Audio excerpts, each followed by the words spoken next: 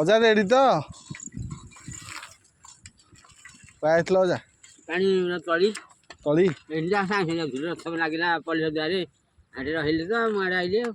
ଓହୋ ନାଇଁ ରଥଟା ଭଲ ହେଲା ତ? ରଥଟା ଗଡ଼ୁଛି କ'ଣ ପାଇଁ? କିଛି ତ ଗୋଟେ ବୈଜ୍ଞାନିକ କି ଗୋଟେ ଆଧ୍ୟାତ୍ମିକ କିଛି ଗୋଟେ କାରଣ ଥିବ। କାରଣ ନାହିଁ ଆଉ ସବୁ ଚାଲିଛି କେମିତି?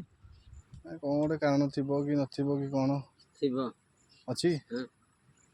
ଜାଣିବା କେମିତି? ଏଇଟା ହେଇଗଲାଣି ବହି ପଢ଼ିଲେ ହବ ନା ଏଇଟା କ'ଣ ଏବେ ହେଇଛି? ସେଇଟା କେଉଁ କାଳୁ ଅଛି?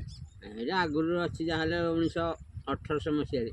1800 ମସିହାରେ ନାଇଁ କ'ଣ ପାଇଁ ଗୋଟେ କାରଣ ଥିବ? ଜଗନ୍ନାଥ ପଛେ ଯାଉଛନ୍ତି, ବଳରାମ ଆଗେ ଯାଉଛନ୍ତି, ଆଉ ଭଉଣୀକି ମଝିରେ ନେଇକି ଯାଉଛନ୍ତି। କିଛି ଜାଣିଛ? ହଁ ଆମେ ଜଗନ୍ନାଥ ପଛରେ ଯିବା କଥା। ନାଇଁ କିଛି ତ ଗୋଟେ କାରଣ ଥିବ। ଜଗନ୍ନାଥ ଶ୍ରେଷ୍ଠ ଠାକୁର।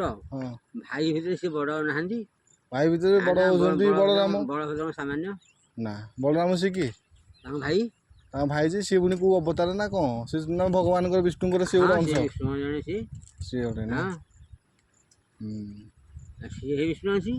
ସିଏ ହେଇ ବିଷ୍ଣୁ ଅଛି। ସିଏ ସମସ୍ତେ ଆଉ ସିଏ କ'ଣ ମଣିଷ ହେଇକି ଅଛନ୍ତି?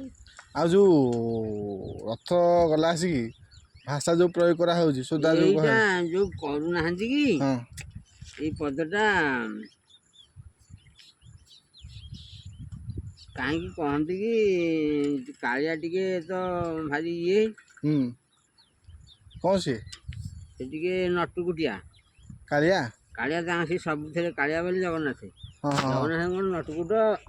ଏଇନେ ଲୋକଟା ଯଦି ଚାହିଁବେ ତାକୁ ଆଉ ଗୋଟେ ଆଡ଼େ ଭୁଲେଇ ଦେବେ। ଆଉ ଟିକେ ଗଲା ସେ ଆଉ ଗୋଟେ ଆଡ଼େ ଭୁଲେଇ ଦେବେ। ହଁ ନଟବର ହଟହଟିଆ ଆଉ।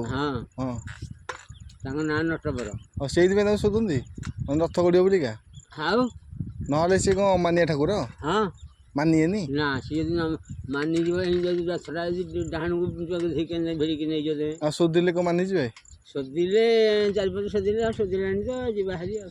ଓହୋ ମାନେ ସିଏ ହେଇଥିପାଇଁ ନଟବର ହଟହଟିଆ ଆଉ ନାଇଁ? ଶୋଧିଲେଣି ତ କ'ଣ ଗୋଟେ ନଟବଡେଇ କରିକି ନାଇଁ ତାହେଲେ ତାକୁ ଭଲରେ ଡାକିଲେ ସେ ଶୁଣିବେନି। ନା ତାକୁ ଟିକେ ହଟହଟିଆ ହେଇକି ଡାକିଲେ ସେ ଶୁଣିବେ ନାଇଁ? ନଟକୁଟିଆ ସବୁ ଆମେ ମୁଁ ଯାଉଛି ସାଇକେଲ, ସେ ଯଦି ଚାହିଁବ ସେ ସାଇକେଲ ବୁଦାନ ଟିକେ ନେଇଯିବ। ଆଉ ତମ ମନଟା ବି ଛାଡ଼ିବା ପଳେଇବ ଆଉ। ତମ ମନରେ ଗ୍ରାସ କରିବ ସିଏ ନା କାଳିଆ ସାନ୍ତ। ଆଉ ସେ ସାମାନ୍ୟ ନୁହଁ।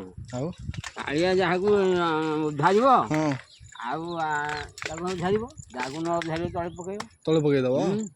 ହେଲେ ତଳେ ପକେଇ ଯେଉଁ ବଞ୍ଚେଇବ ତ ବଞ୍ଚିଥିବ ତାକୁ ଗରିବ ଶ୍ରେଣୀରେ ରଖିବ। କିଏ? କାଳିଆ।